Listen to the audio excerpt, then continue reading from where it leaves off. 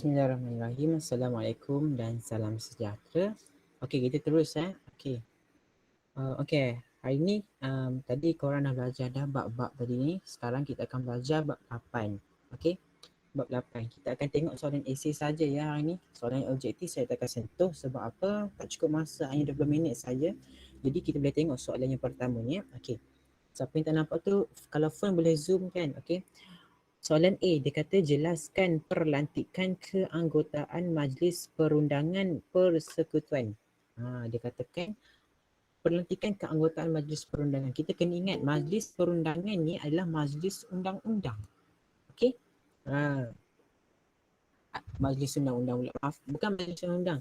Majlis dekat Parlimen. Okey, kita kena ingat Parlimen digubal undang-undang. Okey? Kita kena ingat sebelum apa-apa pun, Parlimen lah yang akan menggubalkan undang-undang. Contohnya, kita ingat undi 18 tahun kan yang dibawa oleh Syekh Saddiq Syekh Abdul Rahman, bekas Menteri Belia dan Sukan, dia bawa usul untuk undi 18. Dia bawa usul ke Parlimen dan Parlimen meluluskan. Tinggal hanya untuk melaksanakan. Itulah yang dimaksudkan. Jadi, kita dah tengok kat sini, kita boleh katakan, kita tengok cadangan jawapan yang dekat sini. Saya akan zoomkan bagi nampak hanya cadangan ni. Okey. Dia katakan dekat sini 52 orang terpilih melalui pilihan raya. Okey. Kita kena ingat Malaysia mengamalkan konsep raja berperlembagaan dan demokrasi berparlimen.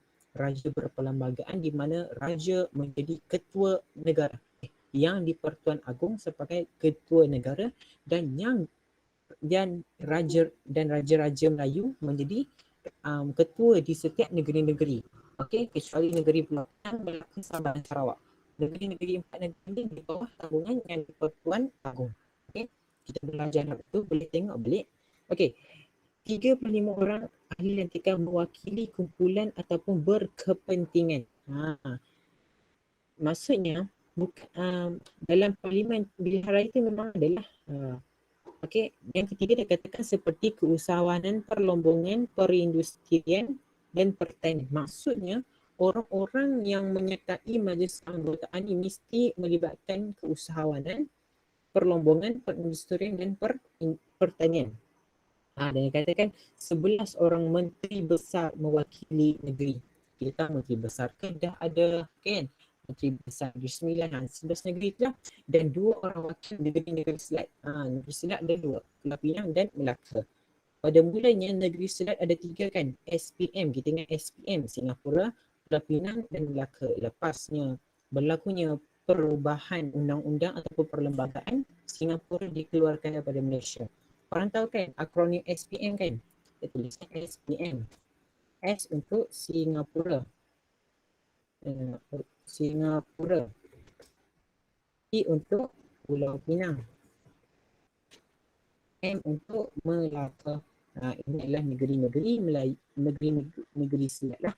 Okey, kita tengok pula soalan yang kedua. Okey. Jelas huraikan kesan penubuhan majlis. Maksudnya dia katakan kalau tertubuhnya majlis perundangan ni, apa fungsi dia? Gitulah. Okey, jom kita tengok jawapan dia. Okey, kita cekkan. Okey. Kalau ambil modul ni kan, dia adalah jawapan saya tepi ni tau. Kita boleh je nak bina. Tapi kita kena rujuk juga jawapan. Okey. Okey, dia first, dia bagi satu kata-kata.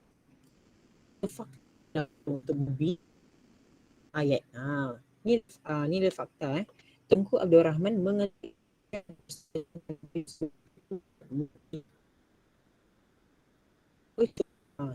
kat sini bagi fakta dahulu, okey. Yang kedua, dia mengambil alih perkasan pentadbiran daripada pentadbiran British. Maksudnya bila majlis perundangan persekutuan atau parlimen diwujudkan, kita tak pakai adalah British punya. Kita dalam proses membina negara sendiri. Kan kita dah belajar dah, saya tak ajar lah. Bab-bab yang lalu form 4 dah ajar lah. Okey. Malaysia ingin membentuk negara tersendiri. Gitulah. Dan dia katakan kat sini proses pertukaran dan pembaharuan berlaku secara berperingkat. Okey, hamba jangan ingat sekejap je masa tak. pertukaran ataupun penubuhan sesuatu majlis sebuah negara dia mengambil masa yang sangat-sangat lama. Okey. Dan dia katakan pesuruh tinggi British masih memegang kepimpinan peringkat atasan. Masih peringkat atasan ni daripada segi undang-undang lah. British masih menguasai lagi undang-undang. Okey. Saya ada orang nak masuk. Saya. Okey. Okey. Saya ada nak masuk dia.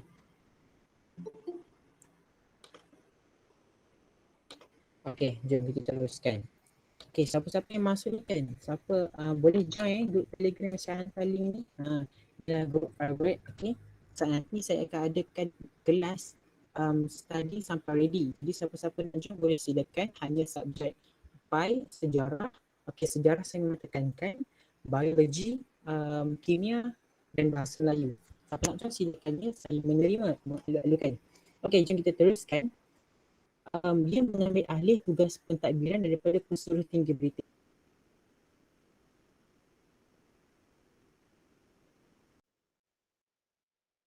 Parlimen dibentuk bila undang-undang digubal, dia akan menentukan hala tuju sesebuah negara.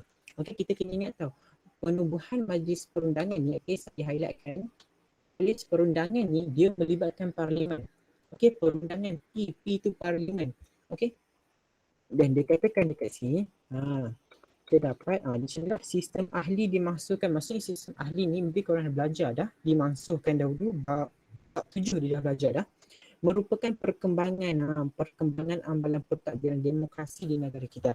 Bila soalan tanya apakah yang dimaksudkan dengan demokrasi berparlimen, kita tulis jawapan Malaysia mengamalkan demokrasi di parlimen, demokrasi berparlimen, di mana sistem pilihan raya diadakan kan.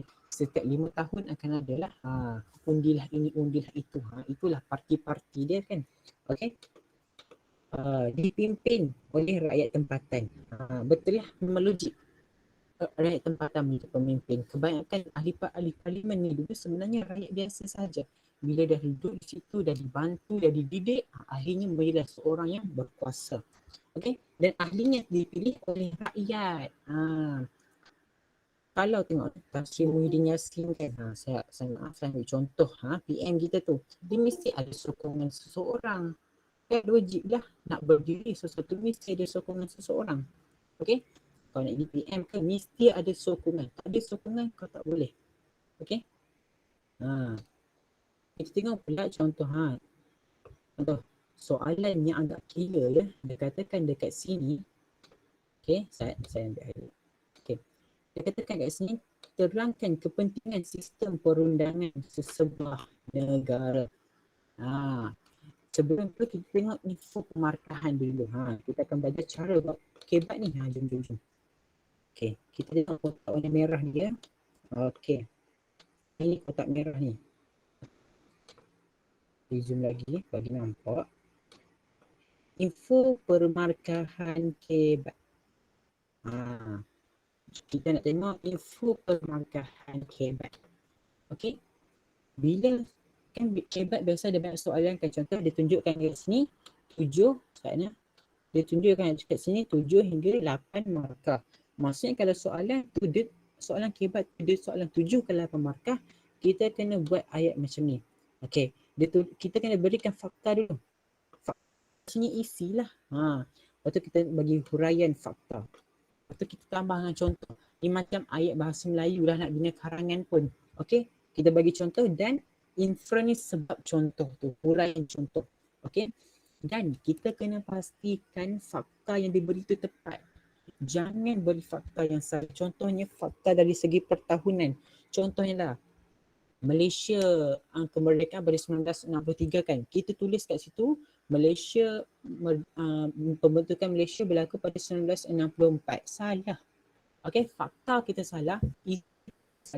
Jadi salah fakta yang tepat. Okey, saya akan itu fakta yang tepat. Huraian merujuk kepada fakta. Maksudnya huraian merujuk kepada fakta ni kita kena gunakan 5W1H. five wives one husband. How, yang BI itulah yang kenapa, sebab apa, bukan sebab. How, when, where, dekat mana, macam itulah. Okay. Tambah menunjukkan kematangan dalam jawapan. Kematangan dalam jawapan ni kita berikan pendapat kita. Matanglah, kita nak jawab soalan akibat ni mesti matang. Okay, kita mesti matang. Okay, nanti saya akan screenshot dan akan hantar dekat grup Telegram saya bagi link ni, harap join ya. Okay, kita tengok pada aras ketiga, iaitu 5 ataupun 6 markah. Okay, kita just bagi sama fakta, huraian dan contoh ataupun inference. Okay, kita tengok fakta yang tempat ni memang kena betul lah. Fakta yang betul, yang benar. Okay, huraian merujuk fakta dan contoh yang sesuai. Dia ada huraian dalam contoh dia, maksudnya dia tak perlu ke pendapat kita. Okay, aras 2 ataupun 3 markah ni, maybe soalan tu akan tanyalah, apakah parti-parti yang melibatkan pembentukan Malaysia, begitulah. Contohnya ada 2 lah kan, ada banyak lah. Tapi sinonimnya kita tulislah UMNO, United Malaysian Nation, United Malayan Nation Organisation, UMNO. Okay. Ataupun kita tulislah ada banyak parti kan dalam bab ni juga, tapi saya pentingkan kebat. Okay. Okay, kita tengok pula, dia katakan fakta yang jelas. Okay, kita boleh katakan UMNO ditubuhkan oleh Tun Hussein On. Okay, kalau korang tengok, semua pemimpin UMNO menjadi Perdana Menteri kecuali Hussein On. Okay, kita boleh katakan Hussein On itu sebagai pejuang kemerdekaan yang dilupakan. Sebab apa? Dulu disokong Melayu, lepas tu pemikiran yang terubah kepada konsep perpaduan. Dan soalan akan selalu tanya tau, okay, mengapakah Tun Hussein On keluar daripada UMNO dan menubuhkan Independent Party of Malayan? Okay, IDF, saya tak ingat, kalau salah betulkan saya.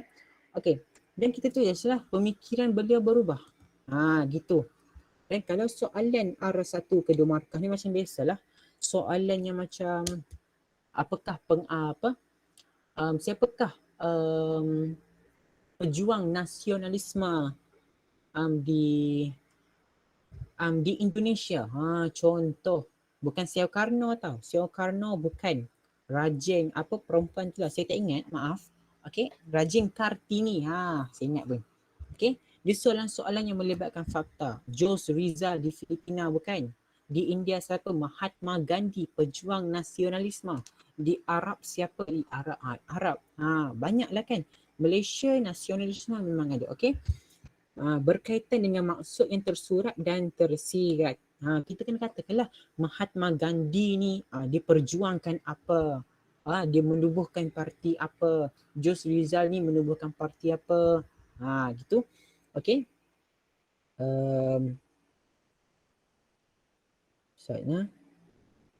Okay. Kita tengok contoh ni lah. Okay. Soalan ni kata, terangkan kepentingan sistem perundangan kepada sesebuah negara. Penting ke parlimen ni? Saya maksud penting ke parlimen ni?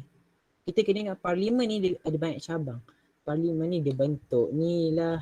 Okay. Parlimen ni lah yang buat undang-undang. Jadi kita tengok huraian dia. Okay. Cadangan jawapan. Kita tengok cadangan jawapan. Menjadi panduan rujukan dalam mentadbir negara. Kita ingat parlimen ni tempat kita berbincang. Kalau korang tengok parlimen Dewan Rakyat tu kan, tu adalah kadang-kadang mencarut hingat kan. Macam tu lah, gitulah parlimen nak kata apa. Urusan pentadbiran akan menjadi lebih lancar dan teratur. Sebab apa? Kita mengamalkan musyawarah. Musyawarah ni bermesyuarat lah. Okay. Musyawarah ni adalah mesyuarat lah. Melahirkan masyarakat yang berdisiplin. Memberi fokus kepada memajukan negara. Okay. Kita lihat Malaysia sekarang ni bukan mundur ya. Malaysia sekarang dalam proses kemunduran. Sebab apa? Malaysia ada masalah. Bebanlah hutang kan.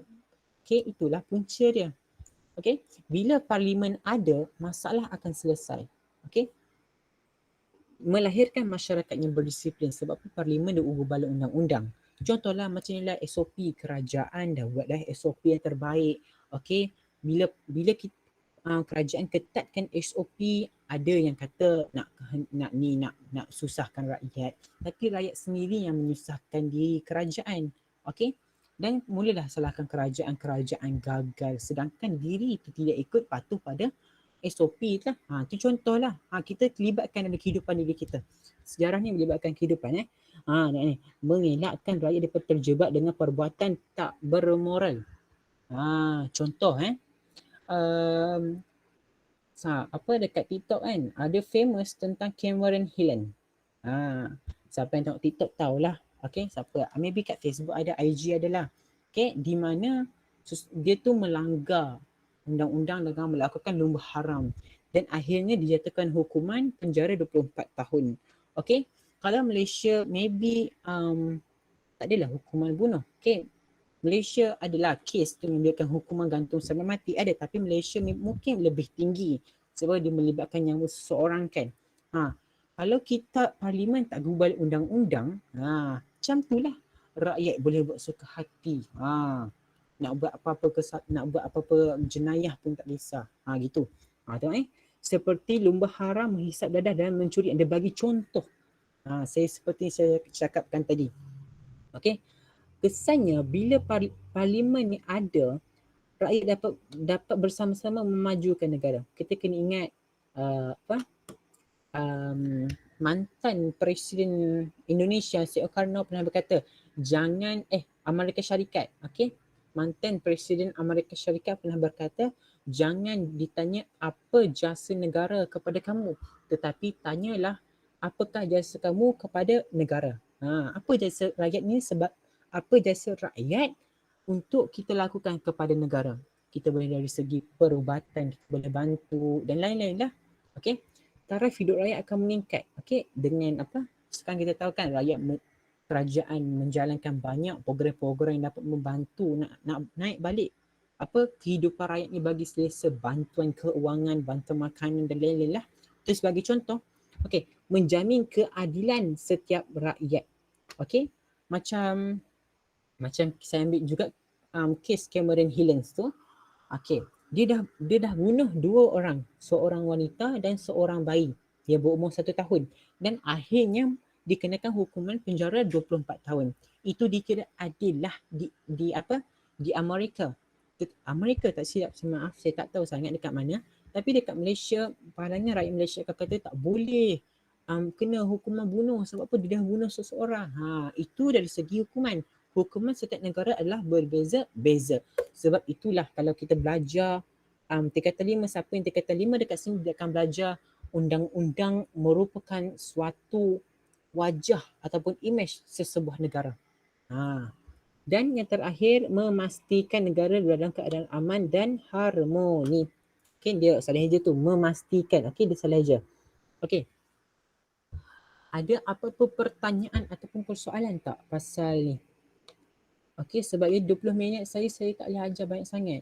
Okey, sebab panel tutor kata hanya 20 minit sahaja. Saya manfaatkan ajar soalan kebat saja. Jadi ada apa-apa pertanyaan? Ada apa-apa pertanyaan tak? Okey. Ada pertanyaan tentang info pemakaian kebat ni? Kalau tak ada, okey.